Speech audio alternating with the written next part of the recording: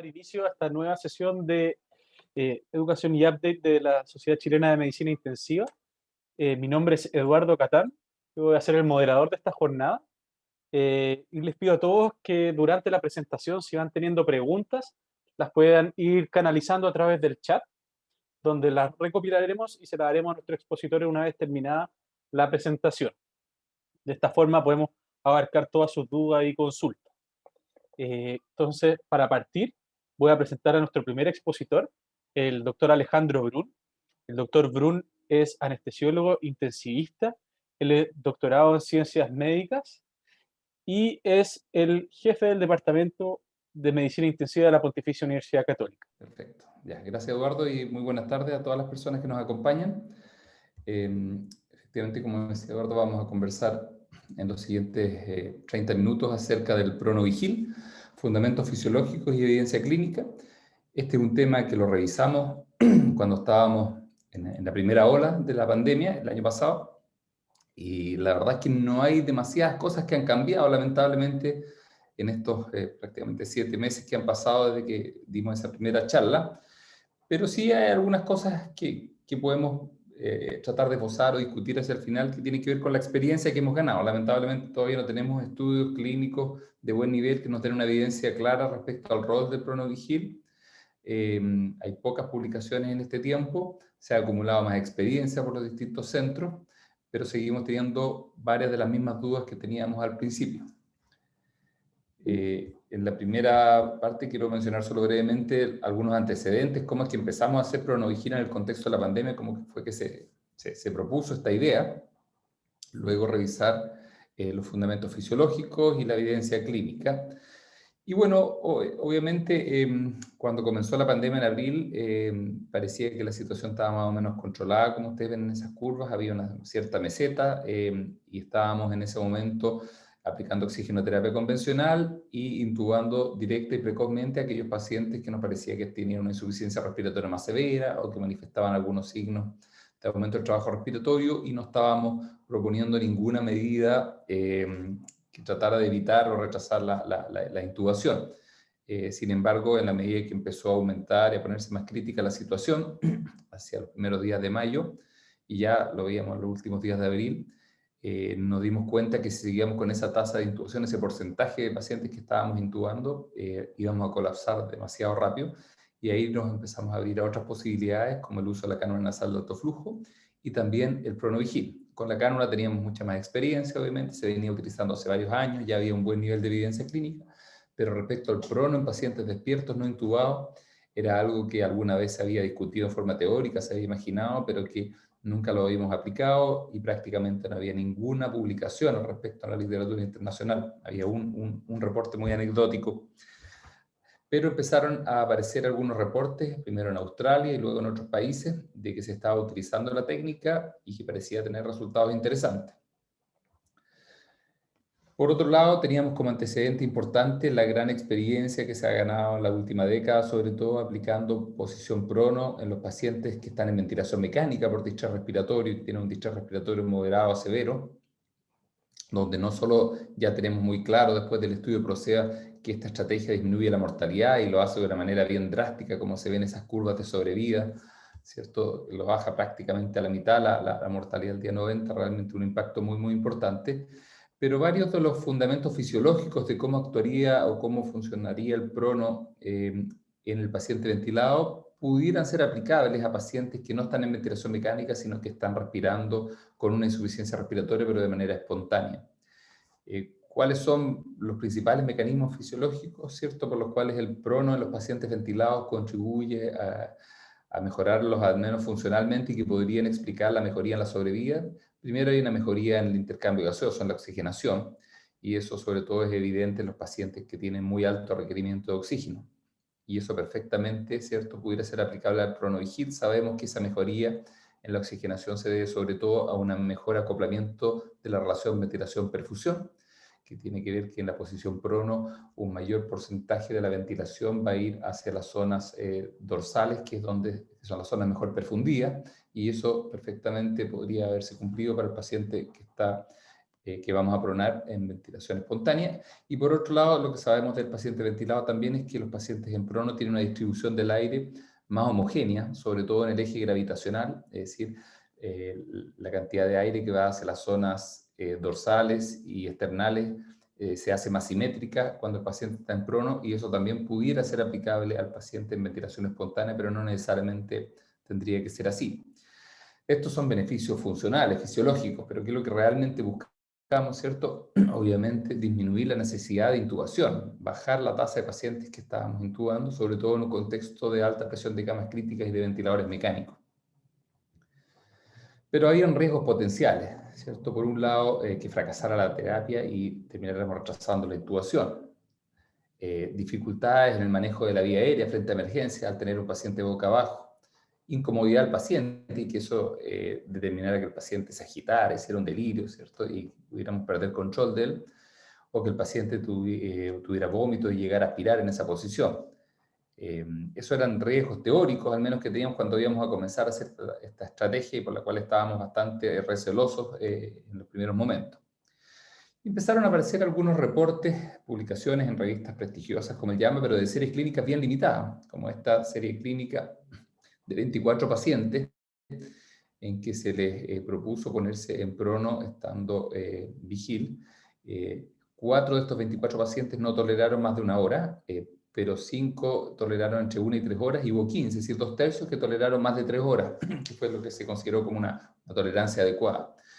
Y de esta serie de pacientes, que es lo que se observa ahí en la gráfica, ustedes ven que más o menos la mitad de ellos tuvieron una mejoría en la oxigenación bien significativa, pero que se revertía cuando el paciente volvía a supino. Ellos los calificaron como respondedores a aquellos pacientes que de alguna manera mejoraban la oxigenación.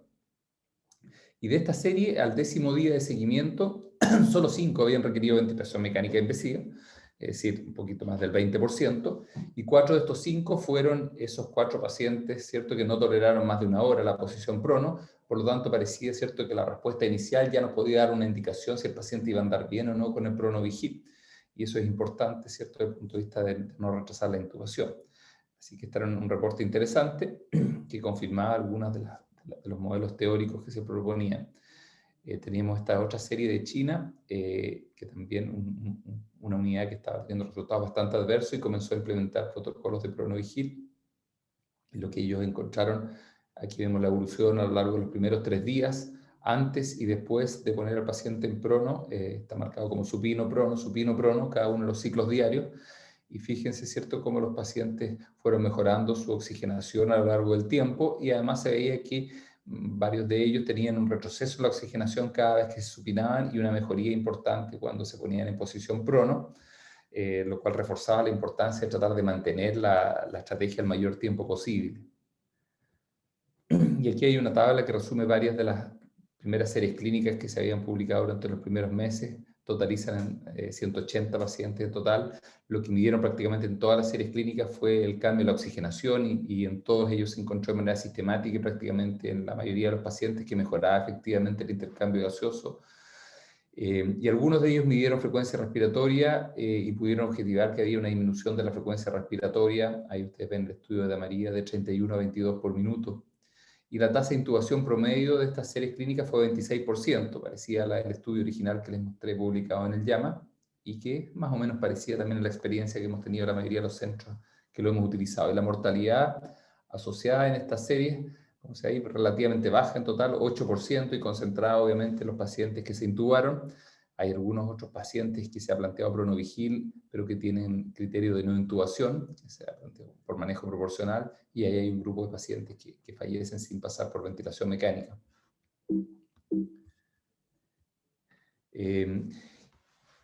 Una de las cosas que ha sido interesante es la idea teórica, ¿cierto?, de que pudiéramos de alguna manera evitar la progresión de la enfermedad al poner al paciente en prono, y fundamentalmente por disminuir un mecanismo que ha sido propuesto hace mucho tiempo, que puede influir en la evolución de la insuficiencia respiratoria aguda y del distrés respiratorio, que es esto que se conoce como daño pulmonar autoinfligido por el paciente, o en inglés, ¿cierto?, PSILI, de Patient Self-Inflicted Lung Injury.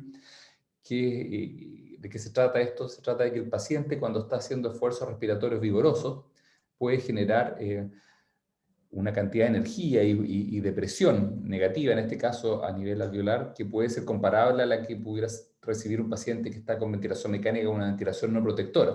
Eso puede asociarse a altas presiones transmurales a nivel de los alvéolos, altos volúmenes corrientes, inestabilidad alveolar, y eso se corresponde o va a ser proporcional al esfuerzo que está haciendo el paciente, que uno lo podría valorar de manera más objetiva con un catéter esofágico, y ahí se ve un trazado arriba de la imagen de la paciente, donde vemos que esta paciente está haciendo estos profundos swing de presión negativa, que en este caso son alrededor de menos 20 centímetros de agua, normalmente, ¿cierto? Son menos 2, menos 4 centímetros de agua la respiración normal, y obviamente son menos 20 centímetros de agua, se puede corresponder con un driving pressure de 20 de un paciente ventilado.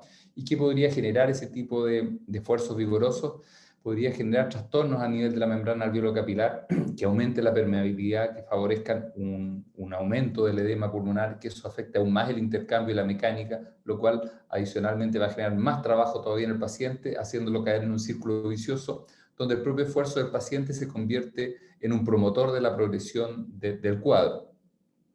De alguna manera, cualquier intervención que podamos hacer, en teoría, si creemos en este concepto teórico que cada vez tiene más fundamento, cualquier cosa que podamos hacer para bajar el esfuerzo que está haciendo el paciente podría disminuir la progresión del cuadro. De hecho, la ventilación mecánica, ¿cierto? Intubar al paciente y conectarlo a la ventilación mecánica, uno de los tantos criterios o indicaciones que podría tener, ¿cierto?, es tratar de cortar este círculo vicioso. Pero hay otras medidas, desde ya ponerle oxígeno a un paciente hipoxémico es algo que va a disminuir su trabajo respiratorio y su esfuerzo respiratorio, y otras medidas como la canula nasal de alto flujo y en este caso el Pronavigil podrían de alguna manera disminuir el esfuerzo del paciente, pero eso es algo que para el Pronavigil hasta aquí no hay estudios de buena calidad. Les voy a mostrar algunos datos preliminares de pacientes que nosotros hemos estudiado para ver si es que esta posibilidad teórica existe, y por lo tanto podría ser un mecanismo adicional de protección que daría el Pronavigil. Hubo algunos pacientes en que nosotros teníamos dudas si realmente requerían o no intubación, que ya llevaban algunos días con Pronavigil y que no sabíamos si el esfuerzo que estaban haciendo era demasiado vigoroso, y los estudiamos con dos equipamientos que normalmente los utilizamos solo para investigación, con catéter esofágico, un catéter muy delgado que introducimos en estos pacientes estando despiertos, para poder ver cuál era el nivel de esfuerzo que estaban haciendo en términos de los swings de presión esofágica, y también con tomografía de impedancia eléctrica, que es un cinturón que va a ver la distribución de la ventilación a través de unos electrodos que van fuera del tórax, y que según los cambios de impedancia eléctrica se puede reproducir más o menos el mapa de dónde está yendo el aire en la medida que respira el paciente. Y les muestro un par de imágenes de un paciente con COVID, comparando cuando estaba el paciente respirando espontáneamente en posición supino y luego en Pronavigil. Y lo que se ve básicamente aquí, vemos que hay una ventilación más homogénea en prono, en el eje gravitacional. En supino la ventilación se concentra mucho en las zonas dorsales, mientras que en prono en general tiende a estar más centrado y con una mejor ventilación, sobre todo en las zonas ventrales. Así que una distribución más homogénea de la ventilación. Tenemos otro paciente, también comparando lo mismo, supino y prono. Este paciente ya tenía una ventilación bastante más homogénea. Lo que se ven abajo, fíjense la mejoría en la oxigenación, pasó de una PAFI de 150 a 300, pocos minutos después de ponerlo en posición prono, y la frecuencia respiratoria, que era de 24 por minuto, se reduce a solo 14 por minuto. Uno ve, ¿cierto?, esa entrada más lenta de aire en posición prono, una respiración más tranquila. Así que es interesante poder ver esto. Obviamente la idea no es utilizar esto en la práctica clínica rutinaria, sino que poder entender lo que está haciendo la técnica, ¿cierto? Y eventualmente queremos tratar de seguir esto y hacer estudios más objetivos. Y de los pacientes que medimos catéter esofágico, aquí les muestro algunos registros. En general, prácticamente todos los casos que pusimos un catéter esofágico pudimos objetivar una disminución de los swings de presión esofágica. Aquí vemos a este paciente que está haciendo menos 20 a menos 24 centímetros de agua en posición supino, es decir, un esfuerzo muy sustantivo. Existe consenso en general que por sobre los 20 centímetros de agua a presión negativa es excesivo y probablemente puede contribuir al daño pulmonar. Y vemos cómo al pasarlo a posición prono, este paciente disminuye de manera sustantiva los swings prácticamente a la mitad. Este otro paciente también, con otra forma de monitoreo, pero con catéter esofágico, y ahí vemos que de un rango de menos 13 a menos 15 centímetros de agua de esfuerzo en supino, en posición prono se reduce a menos 8, menos 10 centímetros de agua el nivel de esfuerzo. Así que esto es interesante, y por lo tanto pudiera ser que el Pronavigil no solo mejore el intercambio gaseoso y favorezca una ventilación más homogénea, sino que podría disminuir el esfuerzo respiratorio del paciente. Eso puede, de alguna manera, evitar la ventilación mecánica, porque una de las indicaciones de ventilación mecánica es el exceso de esfuerzo respiratorio. Y por otro lado, podría disminuir la progresión de la injuria pulmonar al sacarnos, ¿cierto?, este mecanismo lesivo generado por el propio paciente. Y por lo tanto, podemos ampliar un poco los beneficios teóricos, ¿cierto? Quizás efectivamente disminuir el trabajo respiratorio ¿cierto? Podríamos disminuir este mecanismo de daño autoinfligido por el paciente. Y respecto a los riesgos potenciales, la experiencia que hemos acumulado con el uso de Pronovigil, tanto en nuestro centro, en la Católica, como en muchos otros centros a lo largo del país, y en que hemos podido conversar acerca de la experiencia, ¿cierto?, con los pacientes que tuvimos en Pronovigil, hemos visto que en general las dificultades por manejo de vía aérea frente a emergencias fueron excepcionales.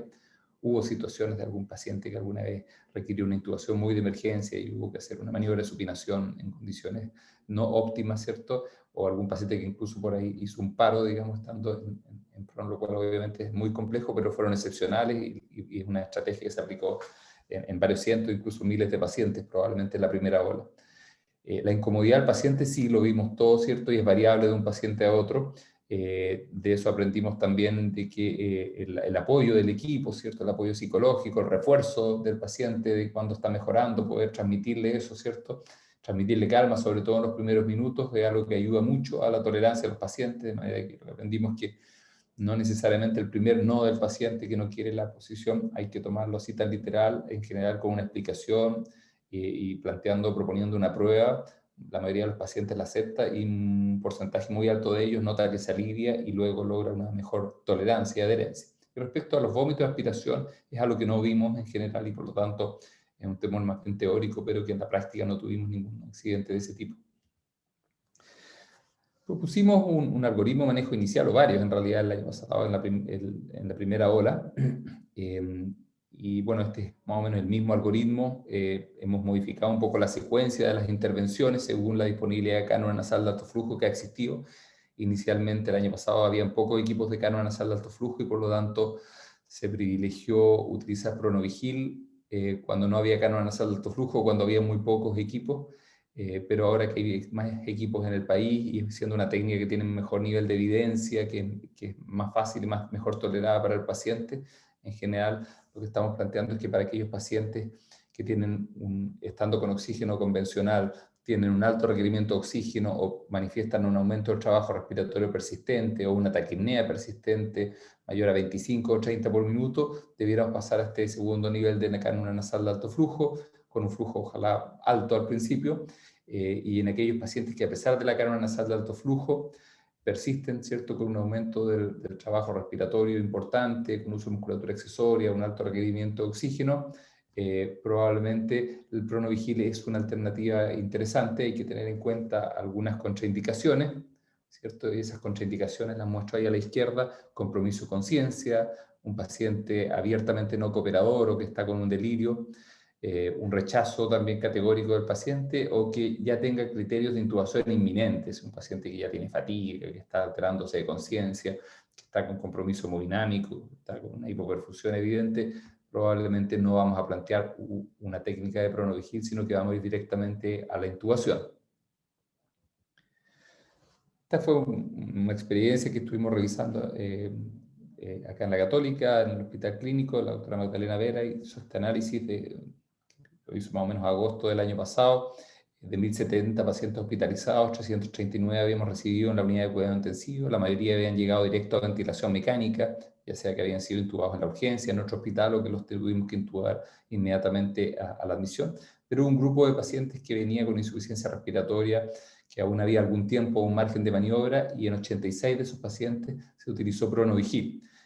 La gran mayoría de ellos combinado con cánula nasal de alto flujo, pero en algunos casos no estaba disponible la cánula y por lo tanto se utilizó solo Pronovigil con oxigenoterapia convencional.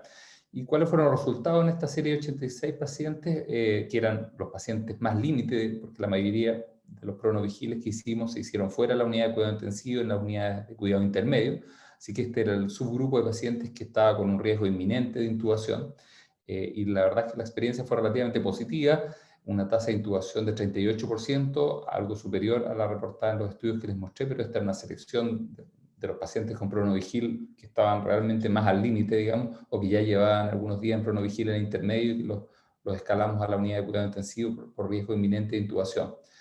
De manera que es un resultado razonable y de esos pacientes que se conectaron a ventilación mecánica, después de un periodo de Pronovigil, es decir, por lo tanto que habían fracasado Pronovigil y que pudimos haber rechazado la intubación, de hecho muchos de ellos se intubaron varios días después de haber estado con Pronovigil, la mortalidad fue 30%, que es comparable a la serie completa de nuestros pacientes y comparable a la de los pacientes que no pasaron por Pronovigil.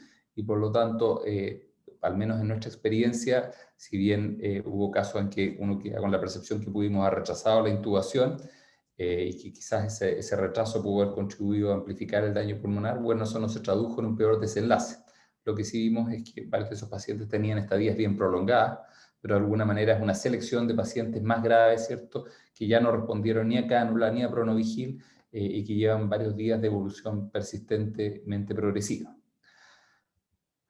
Aquí muestro un caso, siempre es bueno ejemplificar con casos prácticos concretos. Este es un caso un poco extremo, quizás porque era realmente un paciente que tiene evidentemente un distrés respiratorio muy, muy severo. Fíjense en la radiografía, un paciente de 67 años que ingresó con una polimnia de 40 por minuto y una hipoxemia profunda con aire ambiental al servicio de urgencia, que si no teníamos un equipo de cánulas nasal de alto flujo formal, se improvisó ahí con un humidificador activo, un sistema de alto flujo, pero como el paciente persistía con un nivel de oxigenación relativamente bajo, se agregó a eso rápidamente Pronovigil.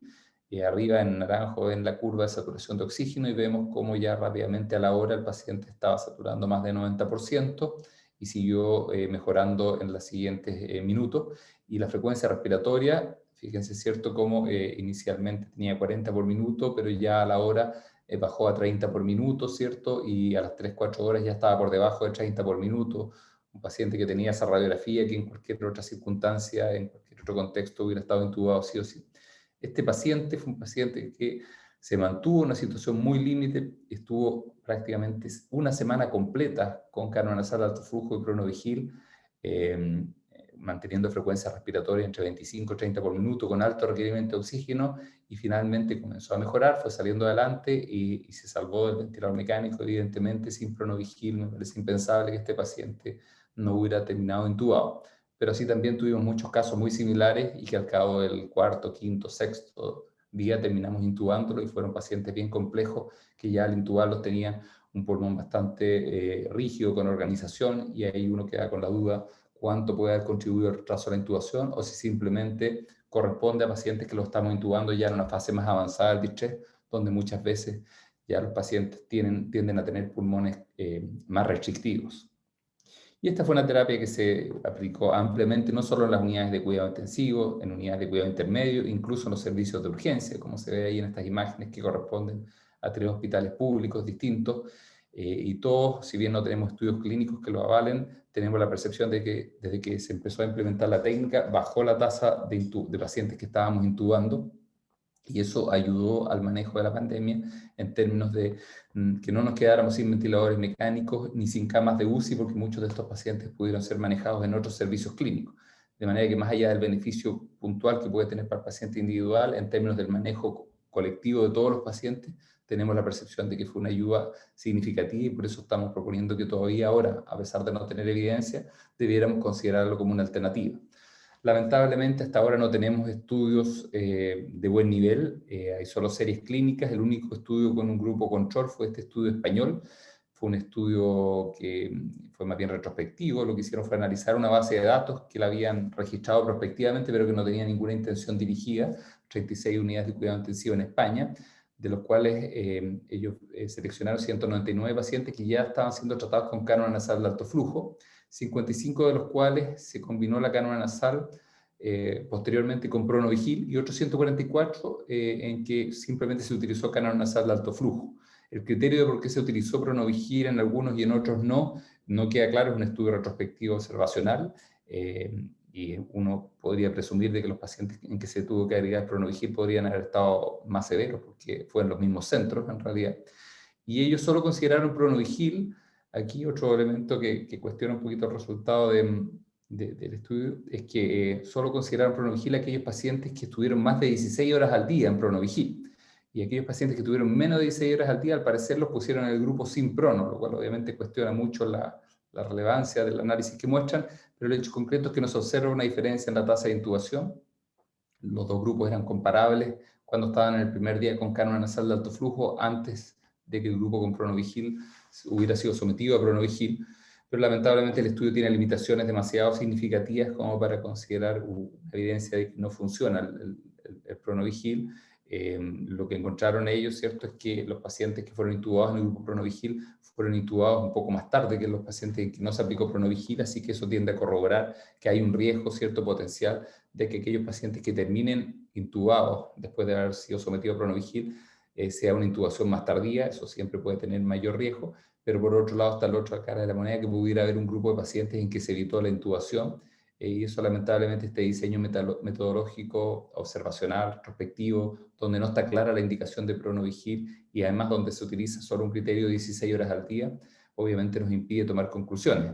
Todos sabemos, después de haber aplicado la técnica, que aquellos pacientes que la tuvimos que aplicar de manera más intensiva, prácticamente de manera permanente, eran aquellos pacientes que estaban más al límite y que no toleraban mucho la posición supino, mientras que aquellos pacientes que respondían mejor y estaban en una mejor situación, muchas veces toleraban varias horas al día en posición supino mientras se alimentaban o se comunicaban o descansaban de la posición, y por lo tanto, evidentemente, si uno solo selecciona a los pacientes que hicieron 16 horas al día, está seleccionando a su grupo de pacientes más graves y que estaban más dependientes de Pronovigil, y eso es un sesgo importante de este estudio.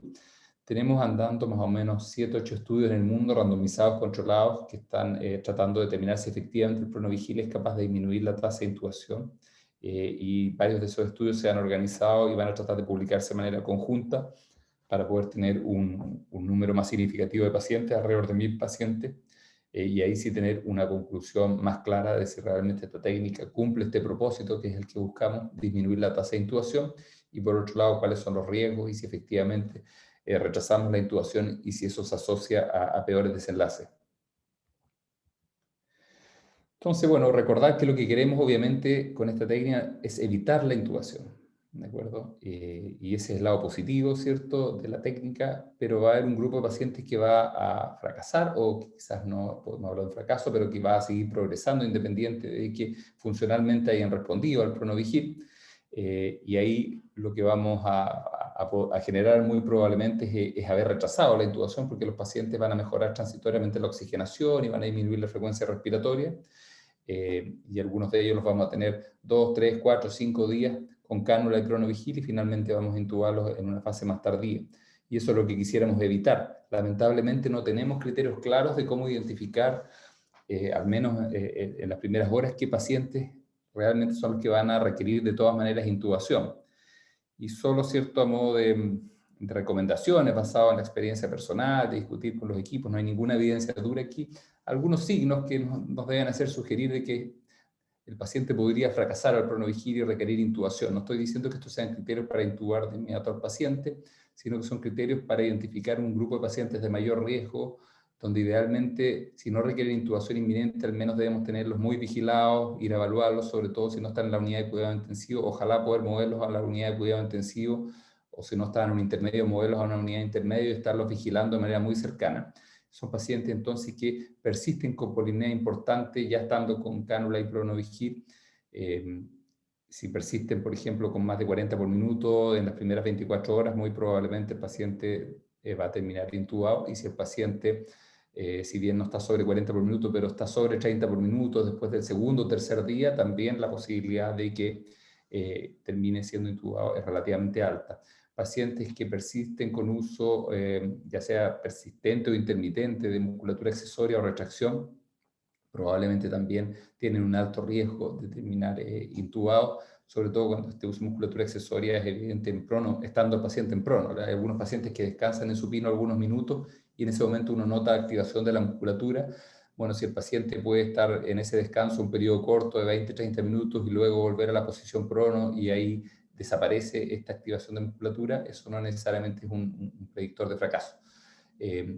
Pacientes que persisten con altos requerimientos de oxígeno más allá del tercer día de haber iniciado esta estrategia de Pronovigil, pacientes que están sobre 60% de oxígeno en general en nuestra experiencia, la tasa de pacientes que tienen esa característica, que van a terminar intubados, supera el 50-60%, y por lo tanto es un paciente que tenemos que discutir ojalá en equipo, ¿cierto?, hasta dónde llegar, estar vigilando al paciente muy de cerca, para poder tomar la mejor decisión posible y que realmente eso no se traduzca en un retraso de intubación indebido. Mala tolerancia a los periodos de descanso en supino después del tercer día. Inicialmente, los pacientes que vienen más exigidos el primer día, el segundo día, muchos pacientes, prácticamente los más severos, tienen que estar casi de manera permanente en pronovigilia y toleran muy mal el supino, pero lo que hemos visto es que la mayoría de los pacientes que van a andar bien, en la medida que van pasando los días, van tolerando mejor algunos descansos en supino y ya pueden estar tranquilamente una hora y media, alimentarse en posición supino sin verse muy disneicos, viéndose relativamente tranquilos, solo con un aumento moderado de la frecuencia respiratoria y un aumento de requerimiento de oxígeno, pero sin desarrollar uso de musculatura accesoria, por ejemplo, o fatiga o disnea. Pero pacientes que toleran mal el supino después del tercer día, también la posibilidad de que termine intubado ese paciente es muy, muy alta, y quizás, ¿cierto?, podemos discutir si es que no esperar criterios de intubación absolutos, sino que poder anticipar esa decisión, sobre todo si tenemos disponibilidad de camas críticas y de ventiladores mecánicos. Todo esto es contextual, ¿cierto? Y obviamente, mientras mayor es la disponibilidad de ventiladores y camas críticas, probablemente vamos a tender a no rechazar tanto la intubación, mientras que a la medida que estemos más exigidos, probablemente vamos a ir seleccionando pacientes que tengan criterios más absolutos de intubación.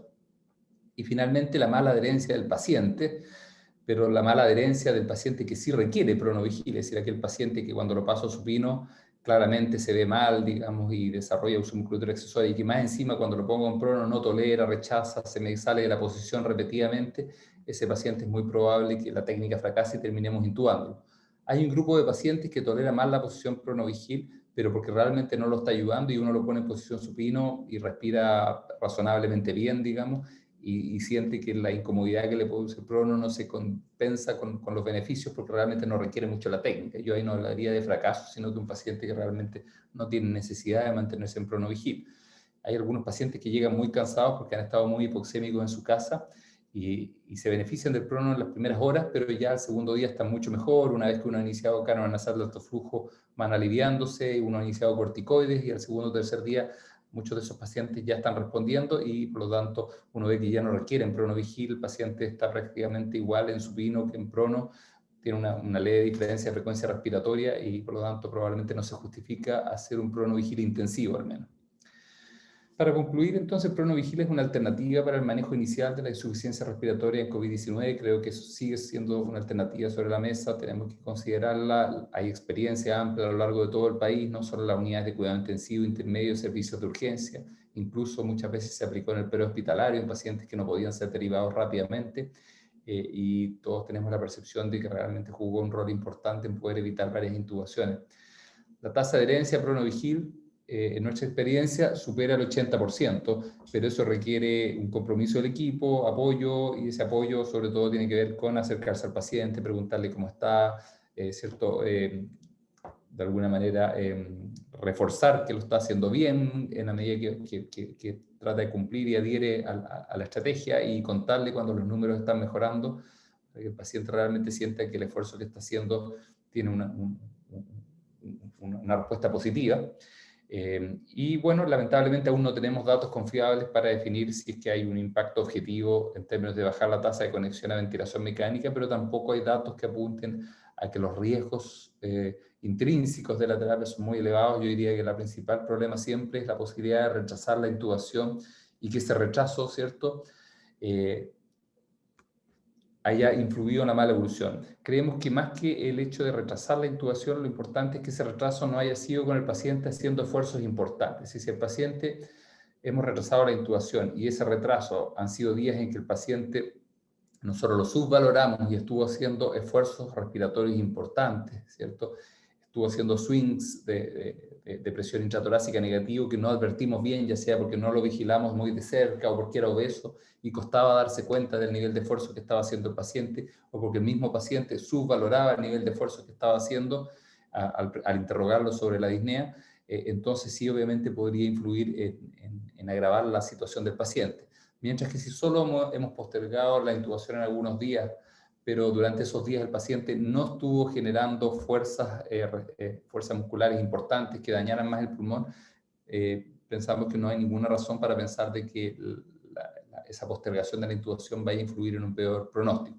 Pero estos son obviamente discusiones teóricas y necesitamos estudios de mejor calidad para poder saber si esta estrategia llegó para quedarse más allá de la pandemia o si va a ser una experiencia anecdótica que utilizamos en el contexto del COVID. Muchas gracias. Muchas gracias, doctor Brun, por su muy buena presentación. Tenemos muchas preguntas del público, ha causado harto interés el tema del PronoVigil. Hay algunas que ya se fueron respondiendo durante la misma presentación y vamos a ir con las seleccionadas. En primer lugar, ¿cuál es su opinión con el uso de PronoVigil en pacientes obesos? ¿Cuáles son los desafíos extra que plantea el paciente obeso en el uso de esta técnica? Bueno, siempre, después de dar una charla de los aspectos prácticos que va a hacer Sebastián, los pacientes, uno de los requerimientos es que ellos mismos sean capaces de moverse por sí solos, ¿cierto? De ponerse en posición, a veces con algo de ayuda, pero que lo puedan hacer básicamente ellos, pasar a prono y volver a supino. Si un paciente tiene una obesidad mórbida de tal nivel que no es capaz de hacer eso por sí mismo, digamos, el riesgo es muy alto, obviamente, de tener una emergencia. Pero en la gran mayoría de los obesos, que son obesidades más bien moderadas, en general, nuestra experiencia es que la terapia es incluso más efectiva que en los pacientes no obesos, tiene una mejoría funcional mayor, pero también muchas veces se requiere más apoyo para los cambios de posición y para estar atentos, ¿cierto?, a que no tengan otro tipo de complicaciones. Creo que no es una contraindicación absoluta en general, aunque la mayoría de los estudios han puesto ciertos límites de índice de masa corporal como criterio de inclusión-exclusión de los estudios. Algunos lo pusieron en 40, así que estamos hablando de obesidades realmente mórbidas, extremas, digamos, pero no para la mayor parte de los obesos mórbidos que pueden estar en índices de masa entre 30 y 35, donde no pareciera tener mayor problema la técnica. Así que creo que eso, a considerar que pueden haber mayores problemas, pero también pueden haber mayor respuesta incluso porque esos pacientes tienden a tener un mayor impacto de revertir las fuerzas gravitacionales dentro del pulmón. Perfecto. La segunda pregunta está relacionada al uso del PronoVigil asociado a DNI, ya sea en modalidad CPAP o B-Level. No sé si tuvo algún tipo de experiencia o qué nos podría comentar sobre esto.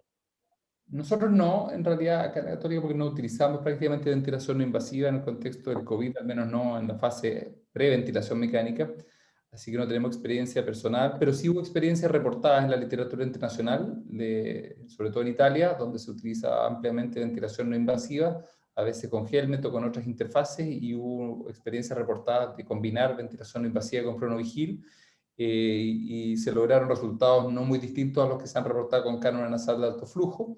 Eso sí se reporta que es un poco más incómodo, sobre todo Helmet o interfaces muy voluminosas, por tener el paciente boca abajo, obviamente eso puede ser un poco más complicado, así que yo creo que es teóricamente posible, pero en la práctica es un poco más incómodo para los pacientes, sobre todo un Helmet puedo imaginar que realmente pensar en una terapia prolongada, digamos, con el paciente boca abajo y en Helmet me parece un poco exigente, digamos, no me imagino yo mismo adhiriendo a eso, pero con una interfaz quizás más discreta, una máscara oronasal, pudiera ser una alternativa, ¿cierto? Si es que uno realmente cree que la ventilación no invasiva es una alternativa en este contexto, algo que ha sido ampliamente discutido, es controversial, tanto por el problema de posible diseminación de aerosoles, la seguridad, ¿cierto?, ambiental, como por el hecho de que hay varias presunciones de que la ventilación no invasiva podría contribuir a un mayor daño inducido por el esfuerzo ventilatorio del paciente, en este caso más la ventilación no invasiva.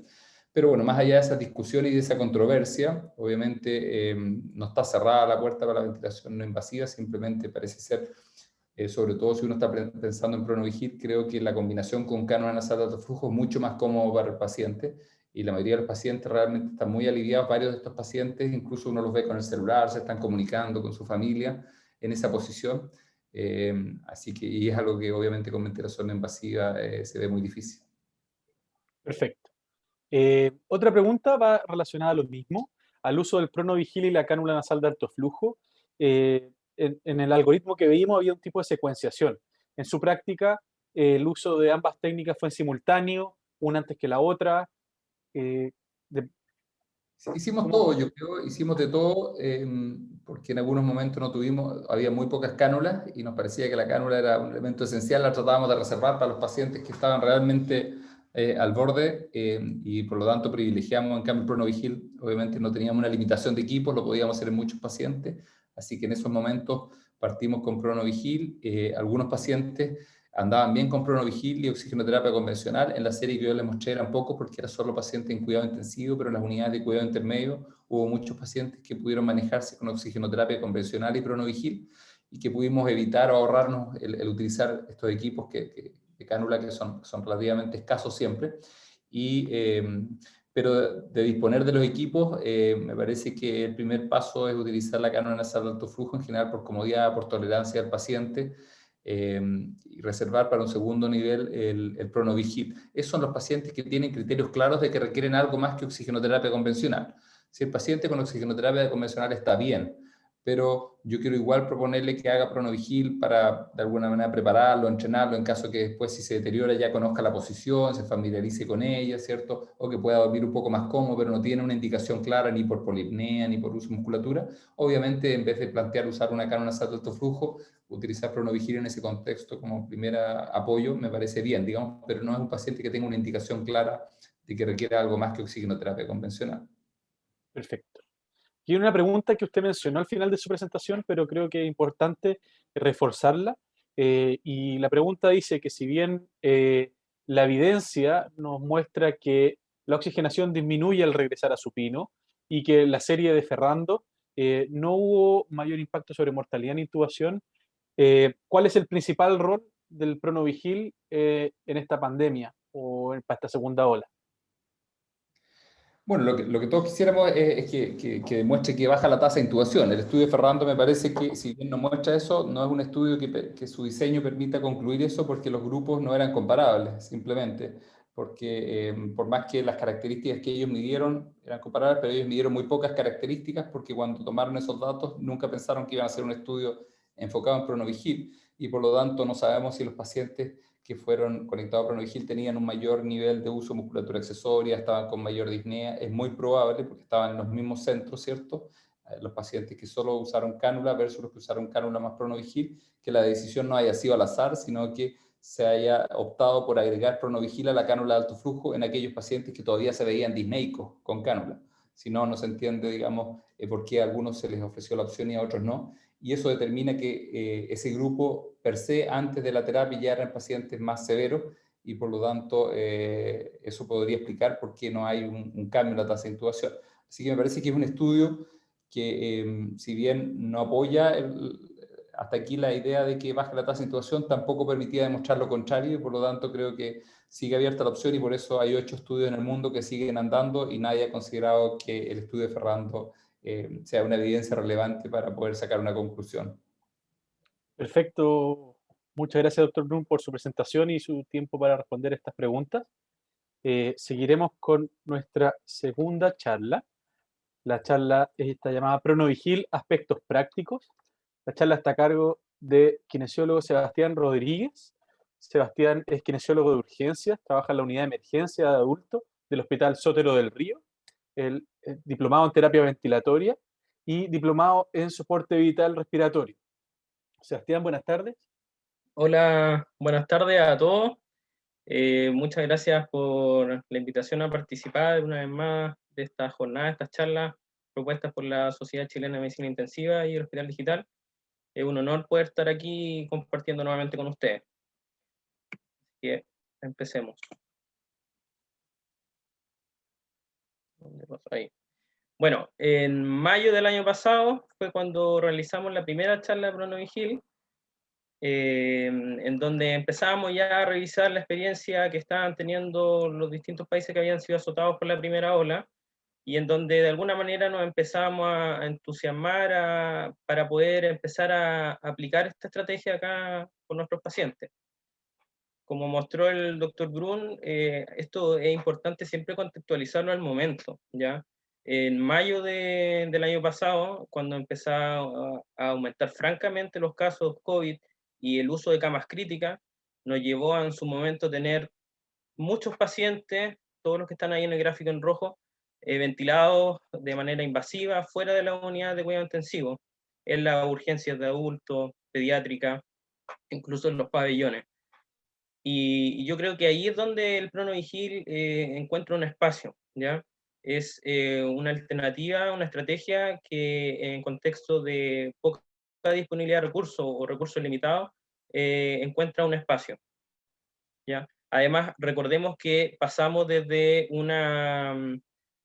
desde un paradigma de intubación y ventilación precoz hacia uno de utilizar algunas terapias no invasivas por lo mismo, por la falta de camas críticas. Como me presentaron, yo soy kinesiólogo de urgencia, me he desarrollado la mayor parte del tiempo en esa unidad, y es desde ahí, desde la unidad de urgencia, donde voy a hacer esta presentación, porque por sobre todo creo que es desde este lugar donde el paciente donde pone el primer pie en el hospital, es donde tiene que empezar a realizarse esta estrategia, ¿ya? Sabemos que esto es una patología que el tiempo es muy importante en el cual se hagan las cosas. Por lo tanto, el que se haga de manera precoz es cuando vamos a encontrar los mejores resultados. Tengo súper claro que es un tema muy controversial al día de hoy, como pasa con la película El Joker, que uno al conocer un poco la vida del villano termina entendiéndolo quizás, pero espero que por medio de la presentación podamos aclarar algunas dudas. Bueno, entonces, ¿qué es el PronoVigil? Ya, yo creo que todos sabemos que la estrategia de ventilación en posición de cúbito prono, la cual es aplicada a pacientes que se encuentran despiertos, que no están intubados y que no están ventilados. Como bien se mencionó anteriormente, hay algunas publicaciones de prono y ventilación no invasiva, así que también podría ser eso una alternativa. Ahora, ¿por qué utilizamos la posición prono? Y para eso nos remontamos a este estudio que ya se mostró, que es el estudio PROCEDA del año 2013, en donde se sometieron a pacientes intubados con distrés moderado severo a la posición prono, y en donde encontraron mejoría importante en la oxigenación. Pero el mayor impacto que se encontró fue la disminución de la mortalidad a 28 y 90 días, en un 16 y un 23,6% respectivamente, ¿ya? Por lo cual es una estrategia que hasta el día de hoy se utiliza en gran medida en las UCI de nuestro país y en todo el mundo, sobre todo por el contexto de la pandemia. Pero una de las principales conclusiones de los autores fue que la aplicación temprana de la estrategia, antes de 36 horas de ventilación mecánica, y el uso prolongado, es decir, por lo menos 16 horas al día, fueron los determinantes del éxito de esta intervención. ¿Cuáles son los efectos del PronoVigil? Bueno, hay una mejoría de la relación BQ por una reducción de la hipoxemia, secundaria una aireación más homogénea del pulmón y una mejoría de la gradiente de presión transpulmonar ventral dorsal.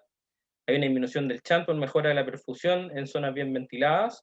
Hay un reclutamiento de los segmentos pulmonares posteriores debido a regresión de atelectasia. Esto como súper teórico, ¿cierto? En este esquema propuesto por el doctor Gattinoni, vemos cuando el pulmón se encuentra dentro de una caja torácica y este sometido a la gravedad, en un pulmón con distrés. Vemos cómo la esquemática de los alvéolos disminuye su tamaño, e incluso hay algunos de ellos que se encuentran colapsados a medida que vamos hacia las bases del pulmón o hacia las zonas dependientes. Y esto se revierte, digamos, mejorando la distribución, el tamaño de estos alvéolos cuando el paciente es puesto en decúbito prono. En el gráfico del lado vemos cómo la relación gas-tejido en el eje Y disminuye a medida que aumenta el peso pulmonar por el peso sobreimpuesto de un pulmón distresado, ¿cierto? Eso pasa tanto en un pulmón normal como en un pulmón distresado. Y vemos que en el gráfico de abajo, cuando está en posición prono, esta curva se mantiene más horizontal, es decir, hay una relación gas-tejido más estable, más homogénea, que es lo que una de las características a la cual nosotros consideramos de esta posición. Y este esquema de este círculo vicioso, ¿cierto?, del daño pulmonar autoinfligido por el paciente, creo que personalmente si lo podemos traspasar hacia la ventilación espontánea, yo consideraría que el PronoVigil, al disminuir, por ejemplo, la gradiente de presión transpulmonar, el paciente va a poder proteger su pulmón, ¿ya? De alguna manera va a disminuir este swing de presiones negativas, este aumento de ventilación corriente, efecto Pendelaf, y de alguna manera va a retrasar que el pulmón se siga dañando, ¿ya? Por lo tanto, de alguna manera podríamos cortar este círculo vicioso y considerar la posición prono-vigil como una posición de protección pulmonar, tal como conocemos en los estudios de ventilación mecánica invasiva protectiva. Esto podría aplicarse bien a pacientes en respiración espontánea. Muy bien, entonces, ¿a quién le vamos a aplicar el prono-vigil? Van a ser aquellos pacientes que ingresan al servicio de urgencia, porque el primer lugar donde, digamos, ponen un pie en el hospital, que ingresen con saturaciones menores a 92%, que tengan requerimiento de oxigenoterapia, ya sea convencional o de alto flujo, ¿ya? Y que tengan alta sospecha o que ya estén confirmados. Ya recordemos que en los servicios de urgencia muchas veces nosotros no contamos con el examen ya confirmado del paciente, por lo tanto, por medio de la anamnesis, por la presentación clínica, es que podemos ya poder sospechar si es que este paciente tiene COVID y si está con requerimiento de oxígeno, está desarrollando, digamos, una insuficiencia respiratoria hipoxémica secundaria a una neumonía por SARS-CoV-2, ¿cierto? Ahora, ¿a quién le vamos a realizar este prono? Dos cosas fundamentales es que el paciente sea capaz de comunicarse y cooperar con el procedimiento, y muy importante que el paciente pueda rotar a supino o cambiar de posición de manera independiente, ¿ya? Por lo tanto, es una de las fortalezas, ya que gran parte de la estrategia depende del paciente. Ahora, algunas contraindicaciones que ya estaban descritas en esta guía propuesta por una guía inglesa del año pasado. Contraindicación absoluta, yo diría que la primera de ellas, la frecuencia respiratoria sobre 40, podría ser relativa, debido a que, si bien parece un número muy alto de frecuencia, generalmente estos pacientes toleran bien esa frecuencia, y lo que más importa es el trabajo respiratorio, ¿ya? El uso de musculatura accesoria, patrones respiratorios paradojales, retracciones subcostales, ¿cierto? Qué sé yo.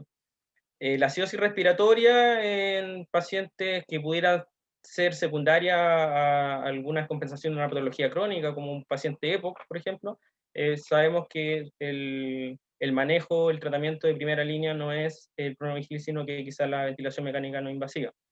Así que en ese caso tampoco lo consideraríamos. Y bueno, signos de hiperadrenergia, un paciente que ingrese taquicárdico, hipertenso, claramente que tenga necesidad inmediata de intubación, hemodinamia inestable, agitación o estado mental alterado. Necesitamos que este paciente nos coopere, nos colabore, sea capaz de comunicarse y decir cómo se siente, ¿ya? Y heridas inestables, espinales, torácicas o cirugía abdominal reciente que podrían complicar, digamos, la tolerancia del paciente o la misma cicatrización de esa cirugía. Y algunas de las contraindicaciones relativas que salen ahí al lado. Entonces, ¿cómo lo vamos a hacer? Primero, se le explica al paciente los beneficios del cambio de posición y de la posición prono. Se le explica y se le pide colaboración para que pase a prono, cuidando vías, sistema de oxigenoterapia, cables de monitorización, bancos de presión, qué sé yo, y entregar una infografía que la vamos a ver más adelante, la cual podría ser un reflejo más gráfico de lo que tiene que hacer el paciente. Pero lo más importante de todo, siempre buscar la cómoda del paciente. Fijarse en el uso correcto de la oxigenoterapia y una adecuada longitud para que ésta no sea interrumpida. Cuidar, desconectar la monitorización cardíaca del mango de presión durante el posicionamiento. Muchas veces desconectamos todo, le pedimos al paciente que se ponga de prono y luego volvemos a conectar poniendo los electrodos cardíacos en su espalda, por ejemplo. Y luego mango de presión y saturómetro. Y coordinarse con demás actividades. ¿Ya? Si es que esto no se aplica desde que el paciente ingresa, a lo mejor el paciente ya va a estar alimentándose, puede preguntarle si tiene alguna necesidad biológica antes de hacer el ciclo de prono para que este no se interrumpa. Un aspecto fundamental para lograr adherencia del paciente en prono es la comodidad del paciente. Y nosotros le damos dos alternativas. Por ejemplo, la posición del nadador, que la utilizan los pacientes intubados, y lo que hemos visto más en las camillas de urgencia, que son más angostas, que los pacientes colocan ambos brazos por sobre la cabeza, ¿ya? O, en el fondo, si el paciente, como puede moverse de manera independiente, que él adopte su posición más cómoda. Muchos pacientes doblan las caderas, buscan posiciones más intermedias. Lo importante es que esté cómodo, porque de esa manera vamos a lograr mayor adherencia. Y considerar uso de almohada en puntos de apoyo, ya sea en cadera, brazos, cabeza. En las camillas de urgencia, como digo, que son mucho más angostas, colchones mucho más delgados, lo hacemos de igual manera. Consideramos el uso de almohada, a veces sábana enrollada, pero siempre promoviendo la comodidad del paciente. Aquí vemos esta foto que se mostró anteriormente, en donde los dos primeros pacientes están en prono, en camillas de urgencia, con su monitorización, y los primeros dos recibiendo oxigenoterapia convencional, y el tercer caso también en prono con cánula nasal de alto flujo, ¿ya? A medida que transcurrió la pandemia, como en junio más o menos, gracias a la donación de la Sociedad Chilena de Medicina Urgencia, recibimos los colchones de PronoVigil. Ya actualmente tenemos 12 colchones distribuidos en unas repisas dentro de la unidad. Incluso ese que está arriba es el colchón para pacientes de obeso mórbido, ¿ya? Si bien este colchón logra mejorar la adherencia en cierto grupo de pacientes, ¿ya? Hemos visto que no a todos les parece tan cómodo. Principalmente es más cómodo para los pacientes más obesos. Así que si tiene el colchón, yo promovería a tratar de utilizarlo y que el paciente decida si es más cómodo estar encima de él o directamente en la camilla. Entonces, una vez que alcanzamos la posición, de forma segura y cómoda, hacemos un control, idealmente a los 15 minutos, ¿ya? Lo que llamamos primera etapa de vigilancia, en el cual rápidamente vamos a ver cómo mejoran los signos clínicos, ¿ya? Se ve una rápida mejoría en tan solo 15 minutos de la oxigenación, en la disminución de la frecuencia respiratoria, y por medio de una hoja de registro, que está en la de nosotros del hospital, del protocolo que nació desde la urgencia, en donde en estas primeras 24 horas controlamos al paciente previo a la posición prono, en este tiempo cero, ponemos todos los signos clínicos y luego seguimos controlando cada 15, 2 horas, 6 horas, 12 y 24 horas, ¿ya? Y el siguiente día, cuando el paciente, porque esta hoja de registro queda en la ficha clínica del paciente, cuando el paciente es derivado hacia otra unidad, ahí los médicos a cargo, el personal que está a cargo, tiene esta información para evaluar la evolución de ese paciente. Y esta es la infografía que les comentaba, que tenemos pegada en algunas partes de nuestra unidad, o que también se la podemos entregar directamente al paciente, siempre promoviendo que la posición de hospitalización va a ser en prono, y que tiene cambios u opciones de cambios de posición, en decúbitos laterales, tanto derecho e izquierdo, o por ejemplo, paciente que pueda llegar a poner semisentado para poder alimentarse, incluso para poder recibir quimioterapia respiratoria. Entonces, hacer énfasis principal en lograr adherencia, estar siempre al lado del paciente, apoyarlo, entregarle alguna especie de feedback de cómo lo está haciendo, y siempre también reforzar la importancia de la posición, ¿ya? El paciente debe entender de por qué estamos haciendo esto. Y como esto no todos los pacientes lo toleran de la misma manera, ser flexibles con la posición, ¿ya? Por ahí uno puede ponerle una meta, pero si no lo logra, por ejemplo, que dure 2 horas en prono, darle la posibilidad de que descanse y que después lo vuelva a intentar. Pero el objetivo mayor, maximizar el tiempo en prono. ¿Cuáles son las principales limitantes que nosotros hemos visto en PronoVigil? Uno, la tolerancia del paciente, que va muy de la mano con la comodidad del paciente. Un paciente que no esté cómodo es un paciente que no va a adherir a la estrategia. Y también ahí habría que recalcar el conocimiento o la entrega de información al paciente, o sea, que el paciente entienda de por qué se está haciendo esto. Y una de las limitantes que vimos en un comienzo de la pandemia, cuando recién empezamos a hacer los primeros pronos, la familiarización del equipo de salud, ¿ya? En un comienzo el personal no estaba acostumbrado a ver los pacientes en esta posición, y por lo tanto a veces pasaban el control de signos vitales y los supinaban y perdíamos lo que habíamos ganado. Así que con el tiempo ya todo el mundo sabe lo que hacemos y se entiende que el paciente está en PronoVigil y que tiene que mantener esa posición. Por lo tanto, debemos promover el uso de PronoVigil desde los servicios de urgencia, ¿ya?, hacia las unidades de cuidado intermedio e intensivo. Es muy relevante que este sea iniciado precozmente desde la urgencia, ya que, como digo, mientras antes se aplique es donde vamos a ver mejores resultados. Esta es una estrategia factible y económica de aplicar.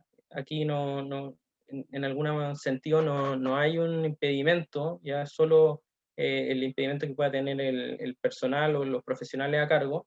Se debe mantener el prono el mayor tiempo posible, tener continuidad del manejo, y esta parte es muy importante, ya que esto se logra con una comunicación efectiva entre las distintas unidades del hospital.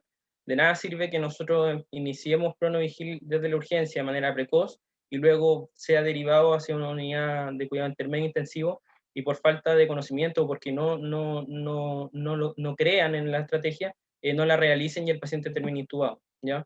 Así que esa comunicación efectiva entre los distintos servicios fue la que a nosotros nos llevó a obtener mejores resultados en el tiempo. Y ajustarse a la realidad local. El no tener cojín de prono, el no tener cánulas nasales de alto flujo, probablemente no es un impedimento tampoco para realizar esta estrategia. Es así como en la continuidad del manejo, en junio del año pasado, por parte del Servicio de Salud Metropolitano Suroriente, se creó un protocolo de manejo clínico de pacientes COVID en la atención primaria, en unas salas denominadas unidades de observación prolongada, en donde en este protocolo se incorporó el algoritmo que nosotros desarrollamos de PronoVigil, y en donde cuando estábamos en una parte álgida de la pandemia, en donde no teníamos disponibilidad de camas críticas, las urgencias también estábamos sin capacidad de recibir pacientes, esto permitió que los pacientes pudieran iniciar el prono incluso antes de la urgencia, ¿ya? Así que pudimos ampliar hacia adelante, digamos, hacia la derivación de otras unidades de más complejidad, y ahora con esta intervención desde la atención primaria, con criterios claros de derivación, hay que decirlo, los pacientes estuvieron en prono, así que no perdimos el tiempo en ese sentido, e incluso muchos de ellos cuando tenían que ser derivados al servicio de urgencia, venían en la camilla de ambulancia en prono y lo pasábamos desde esa camilla a la camilla de nosotros. Así que ahí continuábamos el manejo. Así que es muy relevante esta línea en el tiempo en el cual necesitamos que los pacientes inicien esto lo más precoz posible. Seguimos viendo los números, acumulando experiencia local, y en noviembre del año pasado pudimos presentar este trabajo libre del PronoVigil desde la urgencia en el Congreso de la Sociedad, en donde me gustaría mostrar algunos números que pudimos obtener, ya que el análisis de esto nos permitió ganar más experiencia al respecto. Hicimos una corte observacional prospectiva, en donde hicimos un registro seriado de 4 signos clínicos: saturación, frecuencia respiratoria, FIO2 e índice de ROX. Medimos los primeros 4 tiempos desde que el paciente ingresó y se pronó, es decir, en el tiempo 0 previo al prono, 15 minutos, 2 horas y 6 horas posteriores, y esto se realizó entre el 15 de junio y el 10 de agosto del año 2020. Logramos reclutar un total de 42 pacientes, con una edad promedio de 57,1 años, un 69% fueron hombres, 31 mujeres, ahí están las comorbilidades, ¿cierto? Y quiero destacar la parte de abajo, en donde está la oxigenoterapia que utilizaron al ingreso, ¿ya? Si bien un 50% utilizó cánula de alto flujo, muchos de ellos lo hicieron con oxigenoterapia convencional, a pesar de que algunos también progresaron hacia la cánula, ¿ya? Esto fue mejorando en la medida que también nos llegaron, tuvimos más disponibilidad de equipos de cánula de alto flujo. Y circunstancialmente tuvimos un paciente en Helmet, en donde, dada sus características físicas, un paciente pequeño, más o menos mesomórfico, de edad media, pudo adherir bien al prono con un cojín en la zona acá torácica alta pectoral, y lo toleró bastante bien. Entonces vemos cómo recién a los 15 minutos de establecida la estrategia hay un aumento significativo de la saturación de oxígeno, que se mantiene en el tiempo, hay una disminución significativa de la frecuencia respiratoria, y por supuesto se tradujo en un aumento también significativo del índice de ROX. En relación a los resultados más duros, establecimos como criterio de fracaso aquellos pacientes que requirieron intubación, los cuales fueron un 40%, y un 60% evitó la intubación y fue dado de alta, ¿ya? De este 40%, solo un 29, 5 pacientes, fueron intubados en la urgencia, lo cual también ahí nos entrega un mensaje que esta es una alternativa para, de alguna manera, entre comillas, ganar tiempo, tanto en la toma de decisión de ese paciente como también para poder buscar la cama adecuada para ese paciente. En contextos de falta de cama crítica, no sacábamos nada con intubarlo y si no teníamos ventilador mecánico, ¿cierto? En cuanto a los tiempos, el tiempo promedio de la intubación fue a los 4,6 días, ya con una mediana de 3 días. Por lo tanto, de esto desprendemos de que esta es una estrategia que tiene que mantenerse en un promedio de 3 a 5 días, ¿ya?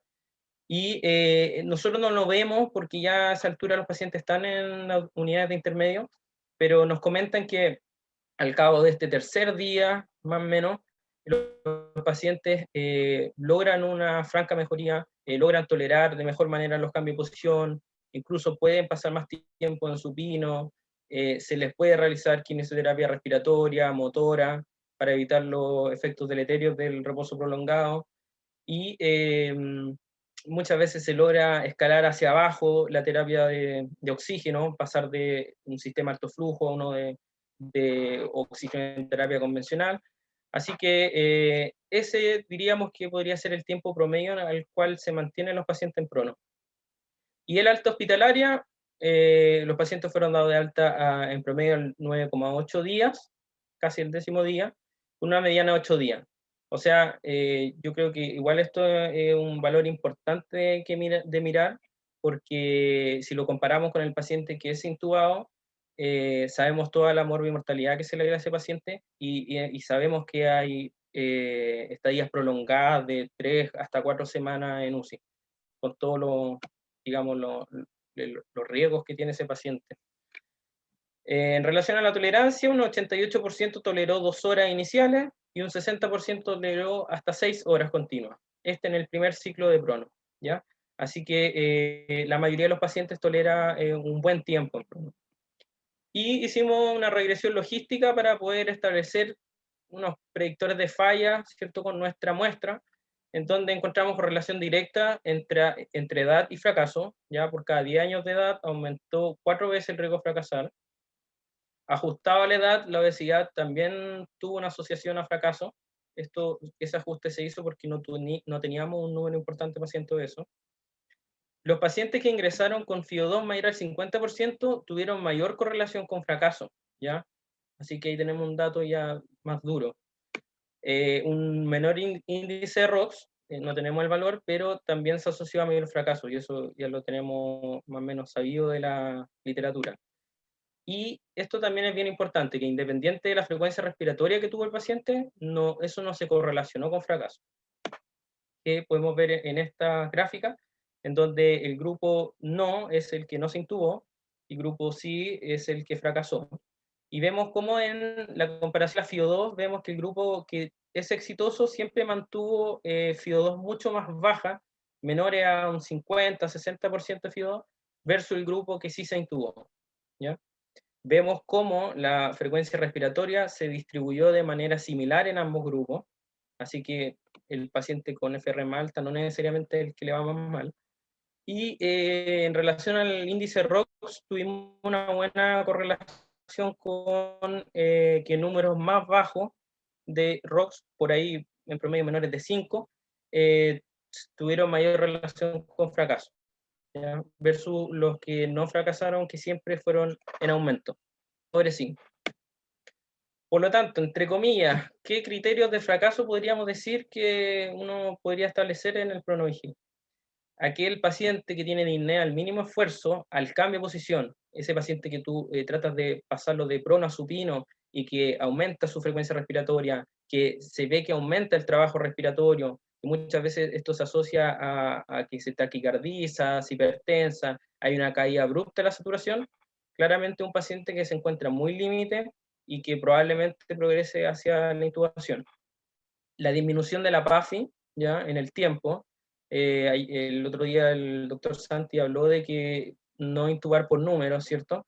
Pero yo pondría ojo en aquellos pacientes con PAFI menores a 100, ¿ya?, donde hemos visto que probablemente sean estos los mismos que tengan más disnea al cambio de posición, que toleren menos.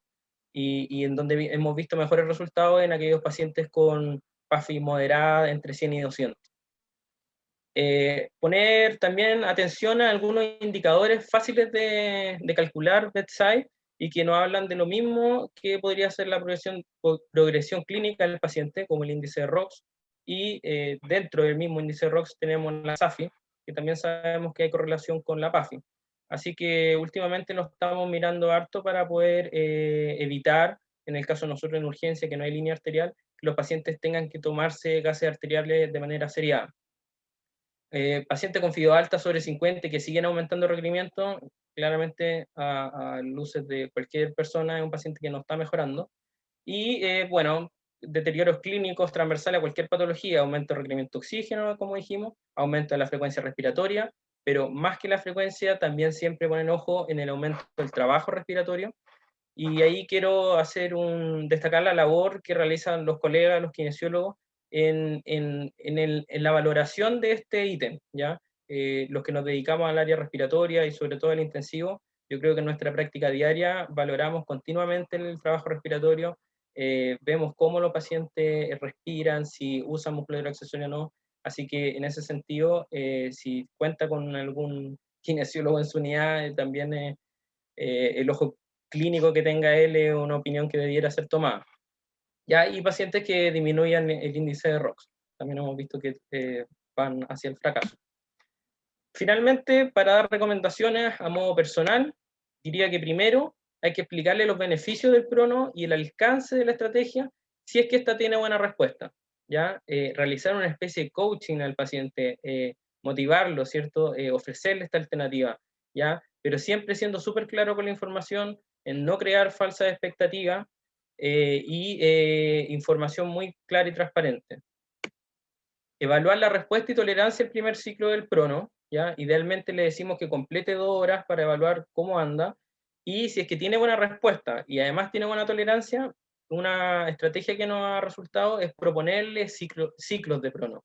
Decirle, por ejemplo, que necesitamos que 3 a 4 veces al día se prone por un periodo de 2 horas, ¿ya? Y en la noche que duerma en prono.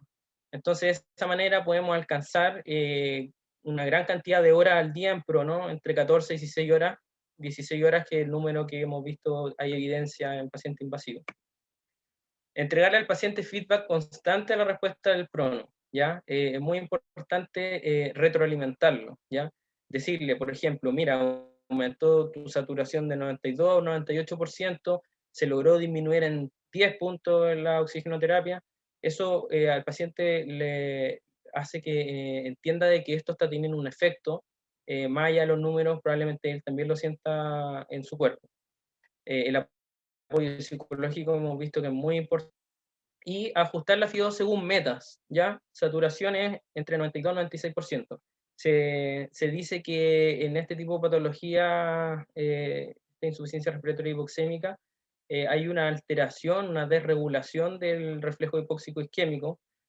Por lo tanto, si entendemos la oxigenoterapia como un fármaco que debe ser bien dosificado, siempre tenemos que ajustarlo, ¿ya? Independiente de que, por ejemplo, bajemos la FIO2 cuando el paciente esté en prono porque mejora su oxigenación, si el paciente vuelve al supino, volver a hacer ese ajuste, ¿ya? Para que no se perpetúe, digamos, una alteración de hipoxemia. Además que sabemos que FIO2 más alta, si es que alguien lo mira y lo evalúa, va a ver que el paciente no está muy bien clínicamente, y además si le toman gases arteriales va a tener una PAFI menor, ¿cierto? Marcar presencia y preocupación hacia el paciente, ¿ya? Esto es muy importante en relación al apoyo psicológico y seguimiento constante y registro de los parámetros clínicos en esta hoja de registro que hemos mostrado, o cualquiera que ustedes tengan en su centro.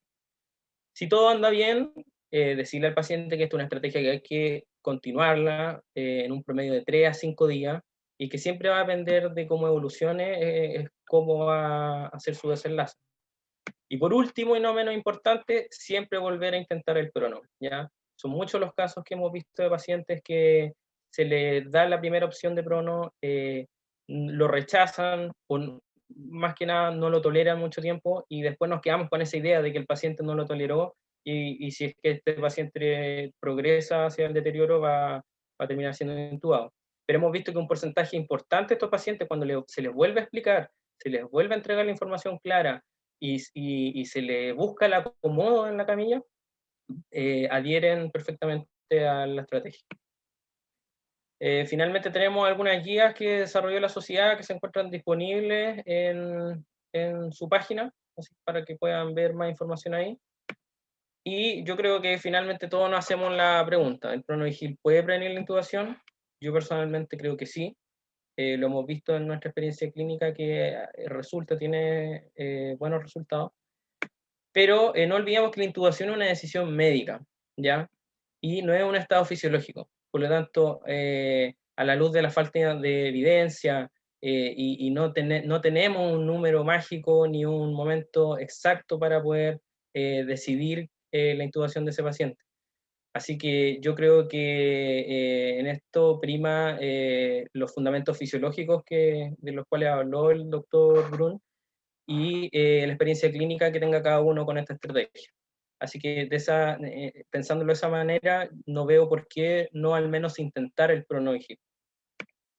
Muchas gracias a todos por su atención y espero que por el bien de todos los que trabajamos en salud y por el bien de nuestros pacientes, afrontemos de mejor manera esta segunda ola que se avecina.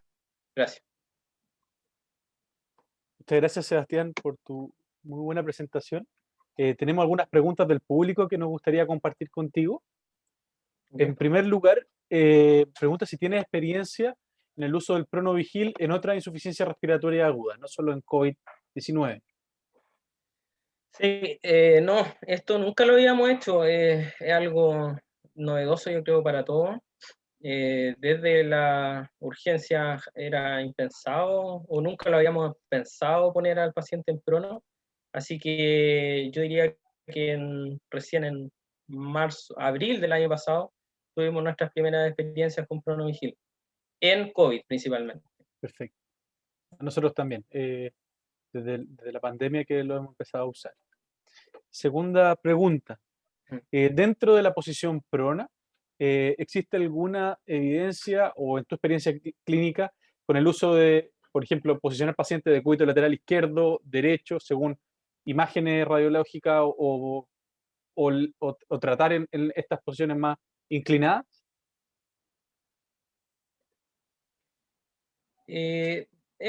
Como hemos visto los escáneres, los rayos de estos pacientes, generalmente la patología, la neumonía es bilateral, es bien simétrica, homogénea.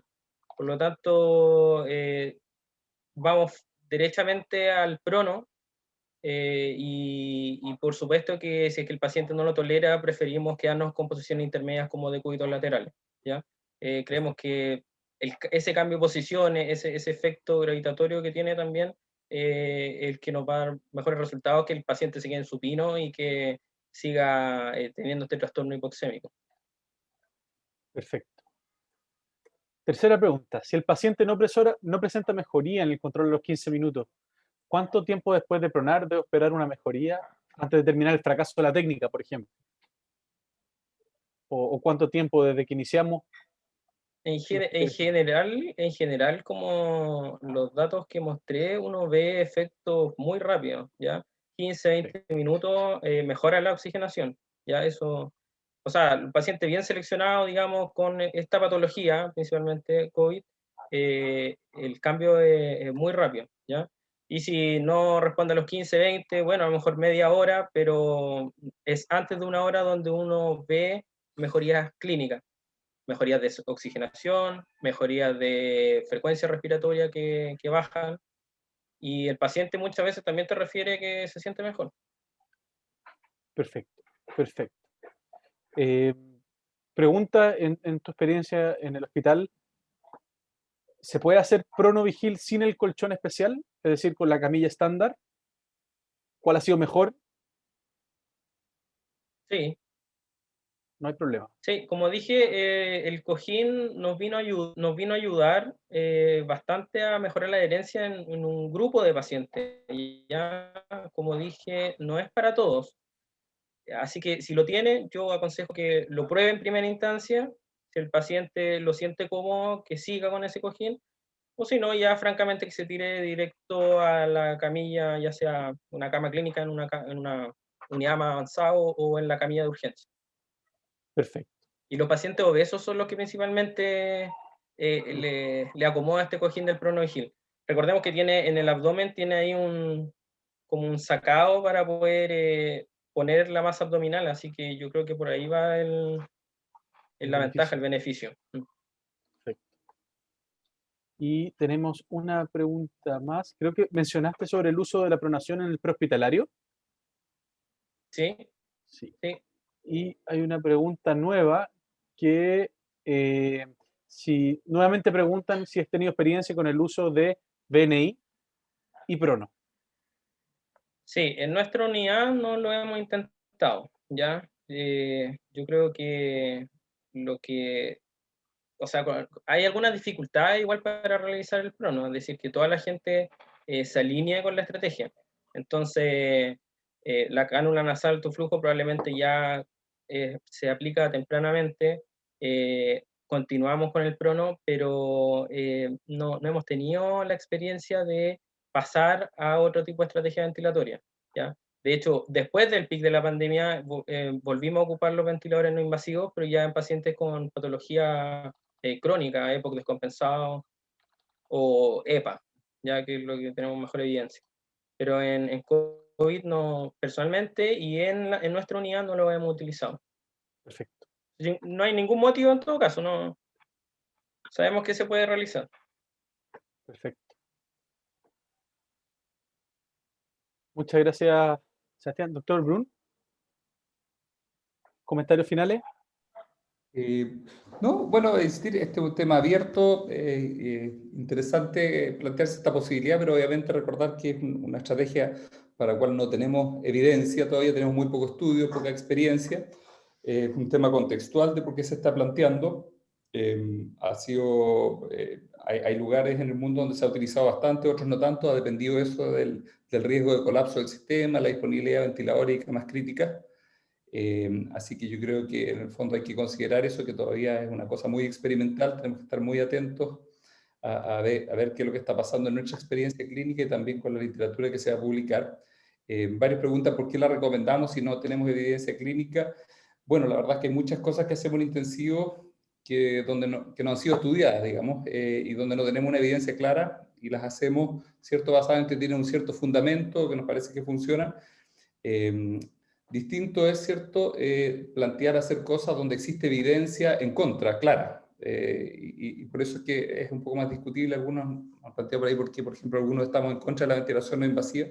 Bueno, la ventilación no invasiva viene siendo estudiada hace muchos años y sigue siendo un tema controversial, pero hay estudios importantes que alertan sobre riesgos. Por ejemplo, el estudio de FRAT del New England Journal of Medicine, que comparó oxigenoterapia convencional versus cánula de alto flujo versus BNI, mostró una diferencia de sobrevida dramática en favor de cánula nasal de alto flujo versus BNI. Eso no eran pacientes COVID, eran pacientes con insuficiencia respiratoria aguda hipoxémica, la gran mayoría por neumonias de otro origen, pero ese es un estudio de alto nivel relativamente reciente, con ventilación no invasiva, con conceptos más modernos, ¿no?, como los que se hicieron 15, 20 años atrás, y por eso ponemos un signo de alerta e interrogación, pero obviamente tampoco es una puerta cerrada. El ProNoviGil es una terapia que está menos estudiada, todavía no tenemos los estudios randomizados y controlados, y así como hemos probado varias cosas, ¿cierto?, hay que estar atento, digamos, pero esta es una estrategia que no es de alto costo. Hasta aquí no parecen haber riesgos importantes más que la posibilidad de retrasar la intubación, y es un riesgo que con cualquiera de nuestras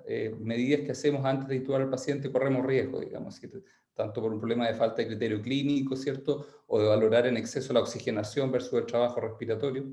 Así que yo mantendría esa perspectiva, creo que hay que entenderla más, estudiarla, y obviamente es un tema que tiene su lado controversial, pero creo que la experiencia acumulada en Chile, al menos de la mayoría de los lugares donde la utilizamos, y hemos discutido entre distintos expertos, es que es una opción válida que esté sobre la mesa y por eso es importante poder discutirla. Y bueno, respecto a ventilación no invasiva, vamos a tener un espacio también, vamos a tratar de hacer un consenso en el próximo tiempo para tratar de tener alguna recomendación, aunque obviamente son temas controversiales y es difícil que exista consenso absoluto. Perfecto. Muchas gracias. Sebastián, ¿algunas palabras de cierre? No, me sumo a las palabras del doctor Brun, de Y si bien falta evidencia clínica randomizada y que está llevada siendo a cabo en este momento, la experiencia local, yo creo de todos los que lo hemos utilizado, hemos visto que tiene buenos resultados. Es claro, digamos, que hayan ciertas dudas.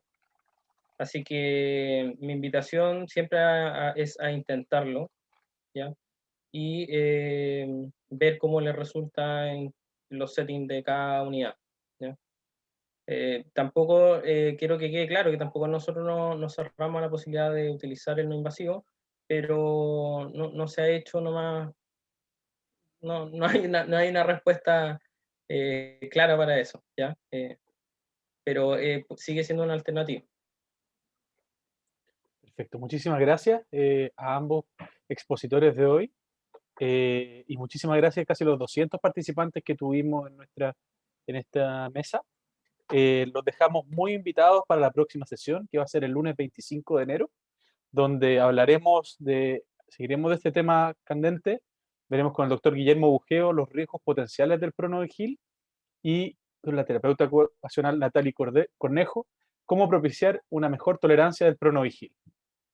Nuevamente agradecer a Sochimi y Hospital Digital por esta plataforma y permitirnos poder compartir nuestras experiencias nacionales relacionadas al manejo de la pandemia de SARS-CoV-2.